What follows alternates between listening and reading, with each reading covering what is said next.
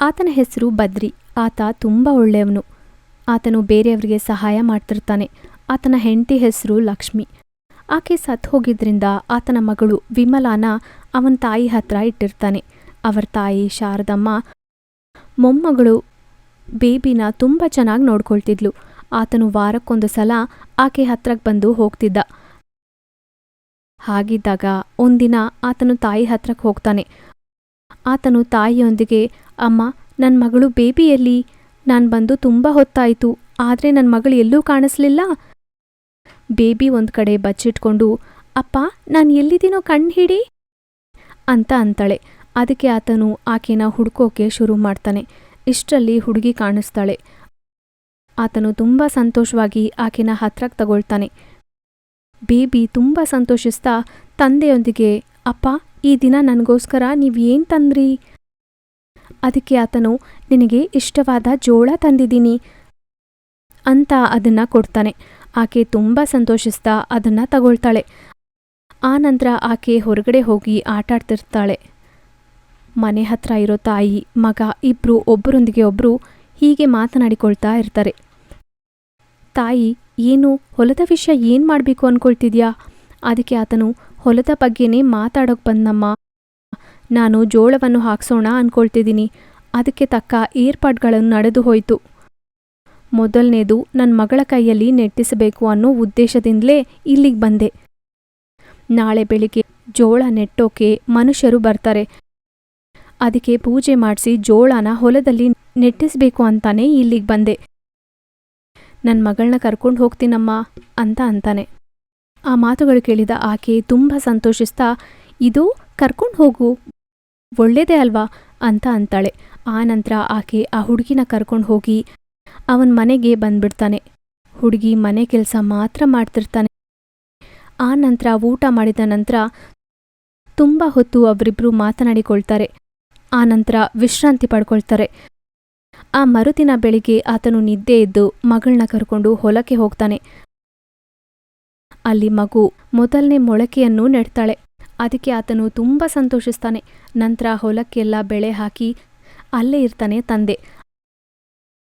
ಆ ದಿನ ನಂತರ ಆ ಮರುದಿನ ಬೆಳಿಗ್ಗೆ ಮಗುನ ಕರ್ಕೊಂಡು ತಾಯಿ ಹತ್ರ ಬಿಡ್ತಾನೆ.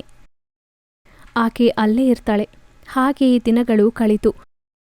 ಒಂದಿನ ತೀವ್ರವಾದ ಗಾಳಿ ಮಳೆ ಬಂದು ಆತನ ಹೊಲ ಎಲ್ಲ ಪೂರ್ತಿ ನಾಶ ಆಗೋಗುತ್ತೆ. ಅದನ್ನು ನೋಡಿದ ಆತನು ತುಂಬ ನೋವುಪಡುತ್ತಾ, ಅಯ್ಯೋ ಭಗವಂತ, ನಾನು ಸಾಲ ಮಾಡಿ ಈ ಬೆಳೆನ ಹಾಕಿದ್ದೆ, ಆದರೆ ಹೀಗಾಗುತ್ತೆ ಅಂತ ನಾನು ಅಂದ್ಕೊಂಡೇ ಇರಲಿಲ್ಲ. ನನ್ನಂಥವರು ಎಷ್ಟೋ ಮಂದಿ ಮೋಸ ಹೋಗಿ ನೋವು ಪಡ್ತಿದ್ದಾರೆ ಅಂತ ತುಂಬ ನೋವುಪಡ್ತಾನೆ. ಸಾಲದವರು ಆತನ ವೇದಿಸೋದ್ರಿಂದ ಏನು ಮಾಡಬೇಕೋ ಗೊತ್ತಿಲ್ಲದೆ ಅವನ ಮನೆ ಮಾರಿ ಸಾಲಗಳು ತೀರಿಸ್ತಾನೆ. ಆನಂತರ ಆತನು ಅಲ್ಲಿಂದ ಅವನ ತಾಯಿ ಹತ್ರಕ್ಕೆ ಹೊರಟೋಗ್ತಾನೆ. ಆತನು ತಾಯಿಗೆ ನಡೆದ ವಿಷಯ ಹೇಳಿ, ಅಮ್ಮ, ನಾನು ಮನೆ ಮಾರ್ಬಿಟ್ಟು ಸಾಲಗಳು ತೀರಿಸಿಬಿಟ್ಟೆ. ಹೊಲದ ಮೇಲೆ ಮಾಡಿದ ಸಾಲಗಳ ಕಾರಣಕ್ಕೆ ಈ ವಿಧವಾಗಿ ಮಾಡಬೇಕಾಗಿ ಬಂತು. ಈಗ ಊರಲ್ಲಿ 2 ಎಕರೆ ಹೊಲ ಬಿಟ್ರೆ ಇನ್ನೇನೂ ಇಲ್ಲ ಅಂತ ಅಲ್ಲಿಂದ ತುಂಬ ನೋವು ಪಟ್ಕೊಂಡು ಹೊರಟೋಗ್ತಾನೆ. ಆತನು ಹೊಲದ ಕೆಲಸ ಮಾಡ್ಕೊಳ್ಬೇಕು ಅಂತ ಅನ್ಕೊಳ್ಳೋದೇ ಇಲ್ಲ. ಅದೇ ಊರಲ್ಲಿ ಮೀನಿನವರ ಜೊತೆ ಮೀನಿನ ಬೇಟೆಗೆ ಹೋಗ್ತಾ ಇರ್ತಾರೆ. ಮೀನು ಹಿಡಿದು ಬಂದ ಹಣದಿಂದ ಕುಟುಂಬನ ಸಾಗಿಸ್ತಿದ್ದ. ಹಾಗೆ ಕೆಲವು ದಿನಗಳು ಚೆನ್ನಾಗೇ ನಡೆಯುತ್ತೆ. ನಂತರ ತಾಯಿ ಆರೋಗ್ಯ ಸರಿ ಇಲ್ಲದೆ ಇರೋದ್ರಿಂದ ತಾಯಿ ಮಗನೊಂದಿಗೆ, ಅಪ್ಪ, ನಾನು ಜಾಸ್ತಿ ಕೆಲಸ ಮಾಡೋಕ್ಕಾಗಲ್ಲ ಕಣೋ, ನೀನೇ ಕುಟುಂಬದ ಜವಾಬ್ದಾರಿ ಎಲ್ಲ ನೀನೇ ನೋಡ್ಕೊಳ್ಬೇಕಪ್ಪ ಅಂತ ಅಂತಾಳೆ. ಅದಕ್ಕೆ ಆತನು, ಸರಿ ಅಮ್ಮ, ನೀನು ವಿಶ್ರಾಂತಿ ಪಡ್ಕೋ, ಸಮಯಕ್ಕೆ ಊಟ ಔಷಧಿ ತಗೋ, ಅದಕ್ಕಿಂತ ನೀನೇನೂ ಮಾಡಬೇಡ ಅಂತ ಹೇಳಿ ಅಲ್ಲಿಂದ ಮೀನಿನ ಬೇಟೆಗೆ ಹೊರಟೋಗ್ತಾನೆ. ಆ ದಿನ ಸಾಯಂಕಾಲ ಸಮಯ ಆಗುತ್ತೆ. ತಂದೆ ಮನೆಗೆ ಬರದೇ ಇರೋದಕ್ಕೆ ಆತನ ತಾಯಿ ಮತ್ತೆ ಮಗಳು ಇಬ್ಬರು ತುಂಬ ಗಾಬರಿ ಆಗ್ತಿರ್ತಾರೆ. ಬೇಬಿ ಅಜ್ಜಿಯೊಂದಿಗೆ, ಅಜ್ಜಿ, ಏನು ಅಪ್ಪ ಇಲ್ಲಿ ತನಕ ಬರಲೇ ಇಲ್ಲ, ನನಗೆ ಯಾಕೋ ತುಂಬ ಭಯವಾಗ್ತಿದೆ. ಅದಕ್ಕೆ ಆಕೆನೂ ಭಯ ಪಡುತ್ತಾ ಅದೇ ವಿಷಯನ ಹೇಳ್ತಾಳೆ. ಇಷ್ಟರಲ್ಲಿ ಒಂದು ವ್ಯಕ್ತಿ ಅಲ್ಲಿಗೆ ಬಂದು ಆಕೆಯೊಂದಿಗೆ, ಅಮ್ಮ, ಬದ್ರಿಗೆ ಒಂದು ದೊಡ್ಡ ತಿಮಿಂಗಳ ಅಡ್ಡ ಬಂತು. ಆತನು ಭಯಪಟ್ಟು ದೋಣಿನ ಹೇಗಂದ್ರೆ ಹಾಗೆ ಓಡಿಸ್ದ. ಆತನು ಯಾವ ಕಡೆ ಹೋದ ಅಂತನೂ ಗೊತ್ತಿಲ್ಲ, ಎಲ್ಲಿ ಅಂತನೂ ಕಾಣಿಸ್ತಿಲ್ಲ. ಅದಕ್ಕೆ ಆಕೆ, ಏನಪ್ಪ ನೀನು ಹೇಳೋದು? ಅಯ್ಯೋ, ನನ್ನ ಬದ್ರಿಗೋಸ್ಕರ ಯಾರೂ ಹುಡುಕ್ಲಿಲ್ವಾ? ಅದಕ್ಕೆ ಆತನು, ಇಲ್ಲಮ್ಮ, ಎಲ್ರೂ ಭಯದಿಂದ ಹಿಂದೆ ತಿರುಗಿ ಬಂದ್ಬಿಟ್ರು ಅಂತ ಅಲ್ಲಿಂದ ಹೊರಟೋದ್ರು. ಆಗ ಬೇಬಿ, ಅಪ್ಪನಿಗೋಸ್ಕರ ಯಾರೂ ನೋಡ್ಲಿಲ್ಲ. ಈಗ ನಮ್ಮ ಅಪ್ಪನಿಗೋಸ್ಕರ ಬೇಗ ಹೋಗಿ ಹುಡ್ಕೋಣ ನಡಿ ಅಜ್ಜಿ, ನನಗೆ ತುಂಬ ಭಯವಾಗಿದೆ ಅಂತ ಅಳ್ತಾಳೆ. ಸರಿ ನಡಿಯಮ್ಮ ಅಂತ ನದಿ ಹತ್ರಕ್ಕೆ ಹೋಗ್ತಾಳೆ. ಅವರು ದಡದ ಹತ್ರ ಇರೋ ದೋಣಿನ ಎತ್ಕೊಂಡು ನದಿಗೆ ಹೋಗ್ತಾರೆ. ಆಗ ಬೇಬಿ, ಅಪ್ಪ ನನ್ನ ಮಾತು ಕೇಳಿಸ್ತಿದ್ಯಾ? ಅಪ್ಪ ನನ್ನ ಮಾತು ಕೇಳಿಸ್ತಿದ್ಯಾ ಇಲ್ವಾ ಅಂತ ಕೂಗಾಡ್ತಾಳೆ. ಅಜ್ಜಿ ಸಹ, ಬದ್ರಿ ನನ್ನ ಮಾತು ಕೇಳಿಸ್ತಿದ್ಯಾ ಮಗ? ಬದ್ರಿ ಕೇಳಿಸ್ತಿದ್ಯಾ ನನ್ನ ಮಾತು ಅಂತ ಕೇಕೆಗಳು ಹಾಕ್ತಾ ಇರ್ತಾಳೆ.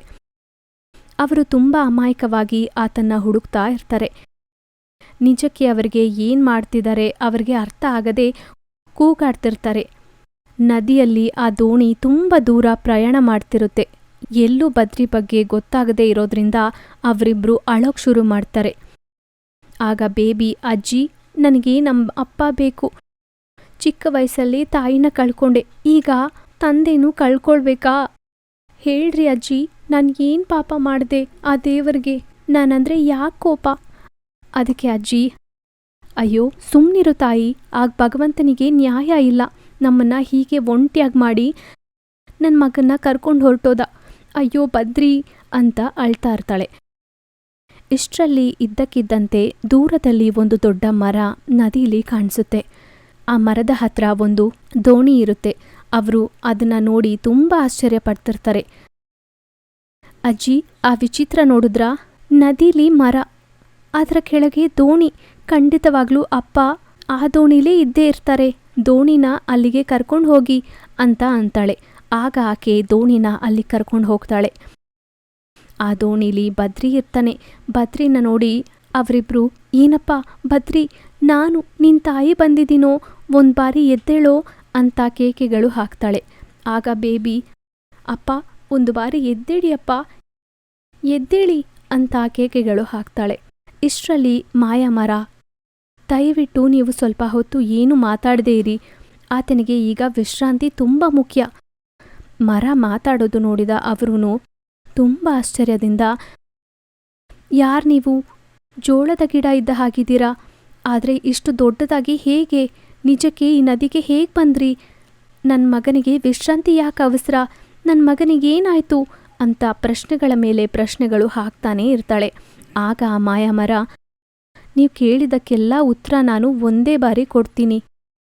ಕೇಳ್ರಿ, ನಾನು ಒಂದು ಮಾಯಾಮರ. ನಾನು ಎಷ್ಟೋ ವರ್ಷಗಳಿಂದ ಇಲ್ಲೇ ಇರ್ತಿದ್ದೀನಿ. ಈತ ನಿಮ್ಮ ಮಗ ಇರಬಹುದು. ಈತನನ್ನು ಒಂದು ದೊಡ್ಡ ಮೀನು ಓಡಿಸ್ಕೊಂಡು ಬರ್ತಿತ್ತು. ಆ ಮೀನಿನಿಂದ ನಾನು ಆತನ ಕಾಪಾಡಿದೆ. ಆತನಿಗೆ ಭಯದಿಂದ ಜ್ಞಾನ ತಪ್ಪಿ ಬಿದ್ದೋದ. ಆತನಿಗೆ ಏನೂ ಆಗಲ್ಲ, ನೀವೂ ಭಯ ಪಡಬೇಡಿ. ಸ್ವಲ್ಪ ಹೊತ್ತು ವಿಶ್ರಾಂತಿ ಪಡ್ಕೊಂಡ್ರೆ ಅದೇ ಸರಿ ಹೋಗುತ್ತೆ ಅಂತ ಸಮಾಧಾನ ಹೇಳ್ತಾಳೆ.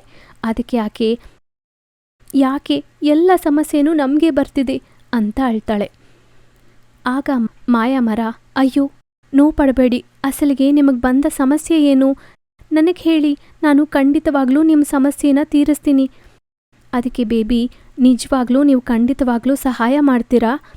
ಅದಕ್ಕೆ ಮಾಯಾಮರ, ಖಂಡಿತವಾಗ್ಲೂ ತೀರಿಸ್ತೀನಿ ಹುಡುಗಿ, ನಿಜಕ್ಕೆ ಏನಾಯ್ತೋ ಹೇಳು. ಆಗ ಬೇಬಿ, ನಮ್ಮಪ್ಪ ಜೋಳದ ಬೆಳೆ ಹಾಕಿದ್ರು. ಆದರೆ ಗಾಳಿ ಮಳೆ ಕಾರಣದಿಂದ ತೀವ್ರ ನಷ್ಟ ಬಂತು. ಮನೆ ಮಾರಿ ಸಾಲ ತೀರಿಸಿದ್ರು.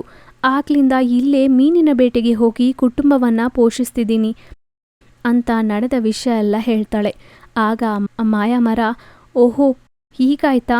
ಆದರೆ ಇನ್ಮೇಲಿಂದ ನೀವು ಭಯ ಪಡಬೇಕಿರೋ ಅವಸರ ಇಲ್ಲ. ನಿಮ್ಮ ಜೀವನ ಇಲ್ಲಿಗೆ ಬರೋದ್ರಲ್ಲಿ ಪೂರ್ತಿಯಾಗಿ ಬದಲಾಗ್ಬಿಡುತ್ತೆ ಅಂತ ಮರಕ್ಕೆ ಜೋಳಗಳು ಬರೋ ಹಾಗೆ ಮಾಡುತ್ತೆ. ಅದು ತುಂಬ ರಂಗುರಂಗಾಗಿ ಇರುತ್ತೆ. ಅದನ್ನು ನೋಡಿದ ಅವರಿಬ್ರು ತುಂಬ ಆಶ್ಚರ್ಯ ಪಡ್ತಿರ್ತಾರೆ. ಆಗ ಬೇಬಿ, ಇದೇನು ಸಹಾಯ ಮಾಡು ಅಂದರೆ ಇದೇನು ಮಾಡ್ತಿದ್ದೀರಾ? ಅದಕ್ಕೆ ಆ ಮಾಯಾಮರ, ಇದು ಸಹಾಯನೇ. ಈ ಮಾಯಾ ಜೋಳಗಳನ್ನು ನಿಮ್ಮ ಹೊಲದಲ್ಲಿ ನೆಟ್ಟಿ ನಿಮಗೆ ಖಂಡಿತವಾಗ್ಲೂ ಒಳ್ಳೇದೇ ಆಗುತ್ತೆ ಅಂತ ಹೇಳುತ್ತೆ. ಅದಕ್ಕೆ ಬೇಬಿ ಸರಿ ಅಂತಾಳೆ. ಅವರಿಬ್ರು ಅದನ್ನು ತಗೊಳ್ತಾರೆ. ಸ್ವಲ್ಪ ಸಮಯದ ನಂತರ ಬದ್ರಿಗೆ ಎಚ್ಚರ ಆಗುತ್ತೆ. ಅಲ್ಲಿ ಏನು ನಡೀತಿದ್ಯೋ ಆತನಿಗೆ ಏನೂ ಅರ್ಥ ಆಗ್ತಿಲ್ಲ.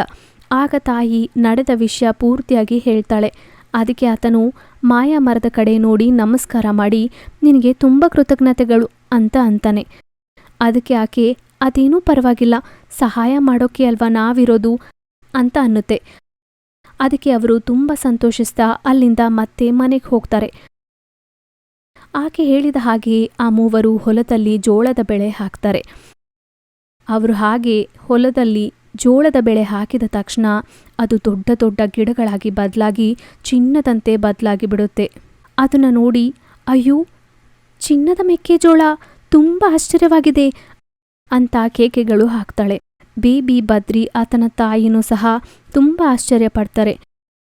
ಇನ್ನು ಅವರಿಬ್ರು ನಿಂತ್ಕೊಂಡು ನಮಸ್ಕಾರ ಮಾಡಿ, ಓ ಮಾಯಾ ಮರ, ನಿಮಗೆ ಇಷ್ಟು ದೊಡ್ಡ ವರವನ್ನು ಕೊಟ್ಟಿದ್ದಕ್ಕೆ ತುಂಬ ತುಂಬ ಕೃತಜ್ಞತೆಗಳು. ನೀವು ಮಾಡಿದ ಮೇಲೂ ನಮ್ಮ ಜೀವನದಲ್ಲಿ ಮರ್ತೋಗಕ್ಕಾಗಲ್ಲ ಅಂತ ಕೃತಜ್ಞತೆಗಳು ಹೇಳ್ಕೊಳ್ತಾರೆ. ಆ ನಂತರ ಆ ಚಿನ್ನವನ್ನು ತಗೊಂಡು ಹೋಗಿ ಮಾರಿ ಹಣ ಸಂಪಾದಿಸಿ ತುಂಬ ಧನವಂತರು ಆಗ್ತಾರೆ. ಇನ್ನು ಅವರಿಗೆ ಎಂಥ ಕಷ್ಟನೂ ಇಲ್ಲದೆ ಸಂತೋಷವಾಗಿ ಜೀವಿಸ್ತಾರೆ.